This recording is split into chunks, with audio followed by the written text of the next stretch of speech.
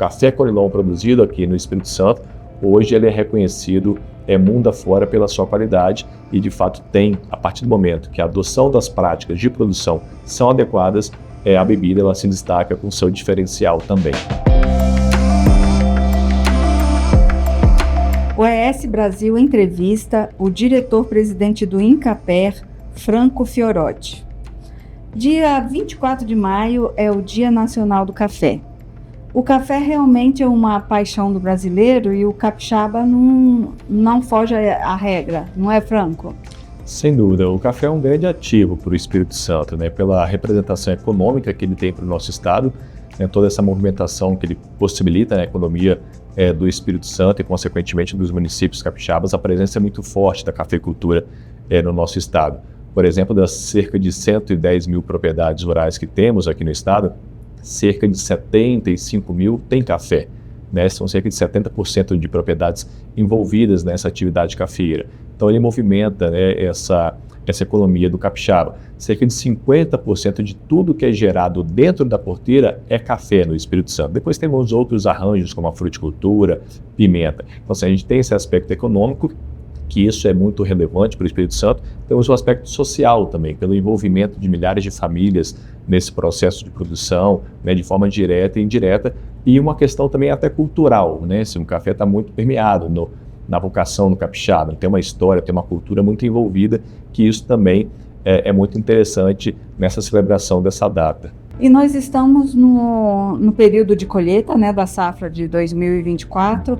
Qual está sendo a expectativa para esse ano? Ainda é um início de colheita, a gente não tem como estimar ao final da safra, mas nós temos uma média nos últimos anos alcançado bons resultados.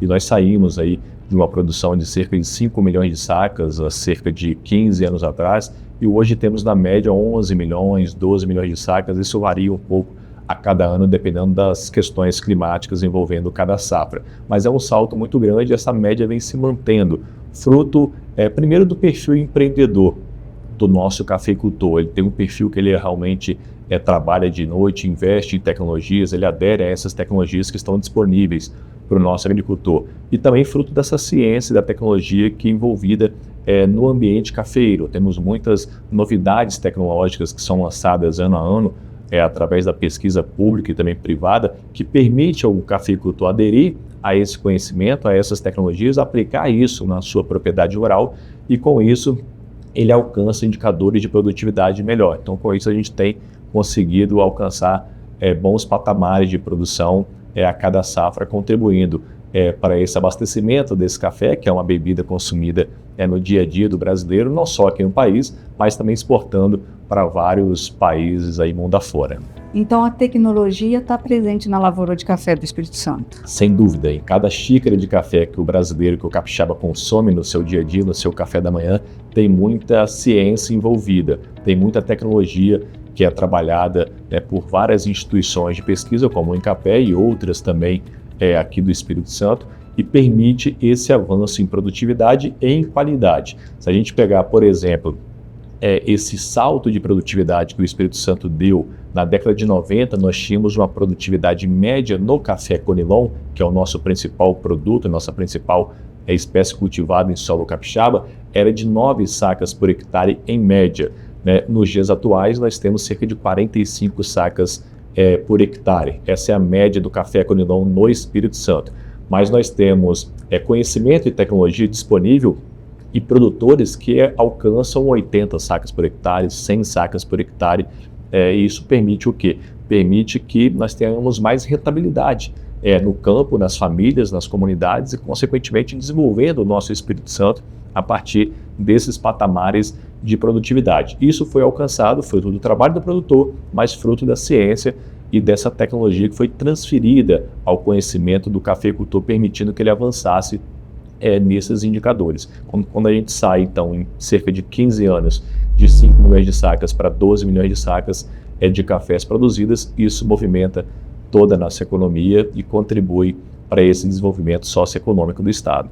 O Conilon o Espírito Santo se destaca na produção, né, de Conilon, e ele já foi considerado um produto de baixa qualidade e a gente tem percebido que o Conilon está ganhando destaque também para quem gosta de consumir um café de qualidade. Ele está melhorando o sabor, né? Ele está chegando para o consumidor com mais qualidade. É isso mesmo? Isso. Nós temos aqui em Sola, talvez o Espírito Santo seja o único estado do país que ele produz em quantidade e em qualidade essas duas espécies, a arábica e o Conilon, logicamente com destaque bem maior para o café Conilon, que grande parte do café produzido aqui é o Conilon. E nessas duas variedades, o arábica e o Conilon, o arábica tem um histórico muito mais longo, né? Então o Conilon é um produto mais novo, ele começou a ser cultivado aqui em terras capixabas a partir da erradicação dos cafezais ali na década de 60. Então o conhecimento sobre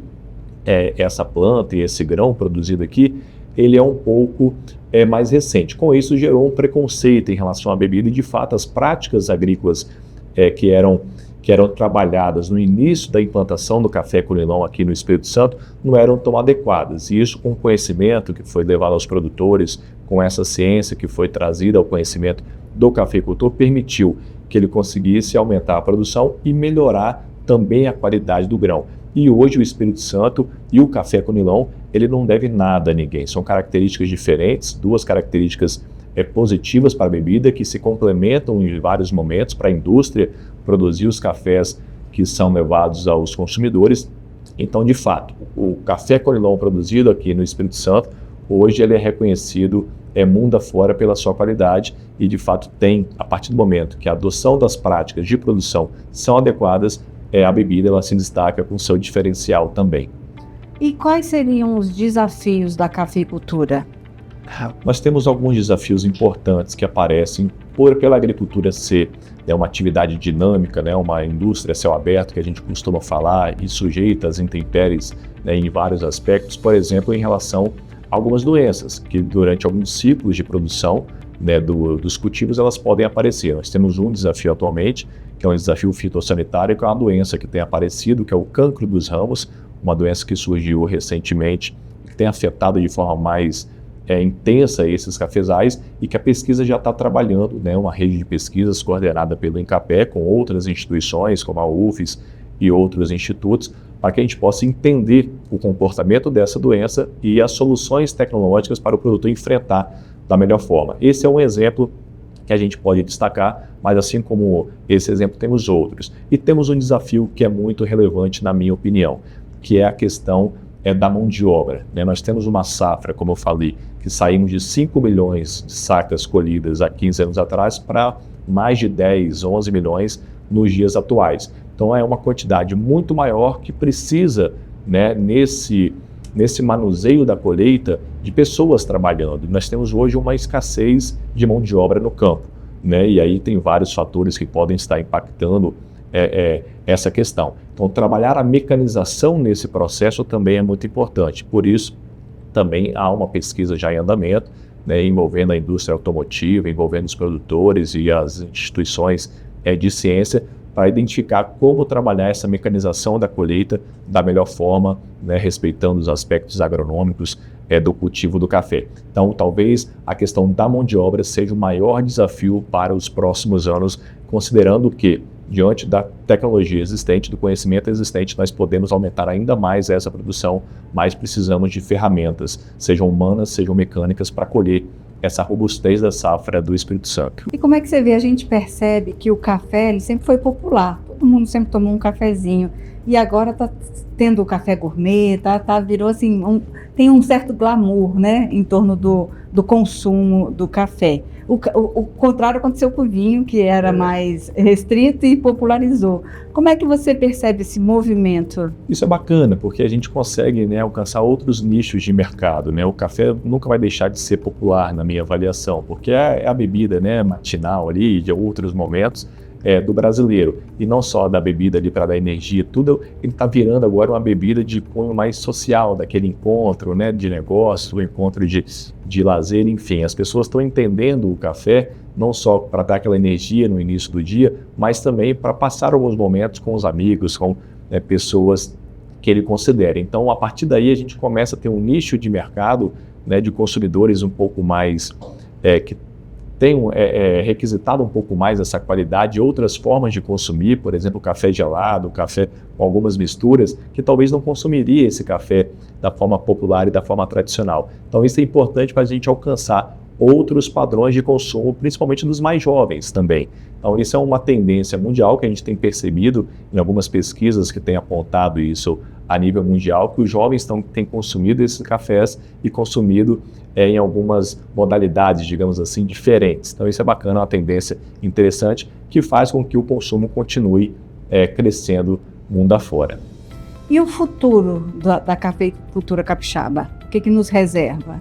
Acho que nos reserva um futuro positivo, né? Fruto do histórico que nós temos, voltado na força do produtor, voltado nessa ciência, na tecnologia. O arranjo também é muito interessante, porque nós temos aqui uma proximidade muito boa das instituições públicas e privadas pensando a médio e longo prazo em projetos estratégicos para o café. Então, eu vejo o café continuando contribuindo do aspecto econômico e social para o nosso estado.